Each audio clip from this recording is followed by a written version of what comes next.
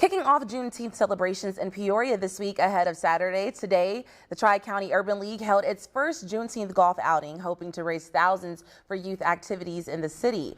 20 golfers came out and braved the rain on Weaver Ridge Golf Course today to help raise funding for the organization. Tri-County Urban League is a nonprofit that provides affordable or no-cost services and programs to increase opportunities for people here in the city. Treasurer Bryant Carter says they expect to raise thousands in funds, hoping to wind up at a total of $15,000 to $20,000 from the outing. He says this money will go towards their unrestricted funding, which is used primarily to provide programs for Peoria's youth.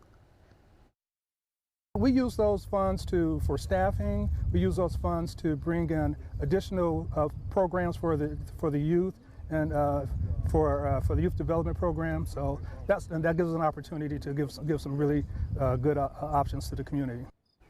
He says the Tri-County Urban League will take part in the Juneteenth parade this Saturday, and following the parade, he says they're partnering with the Peoria Park District to hold their own celebration, including family-friendly activities and a carnival for kids.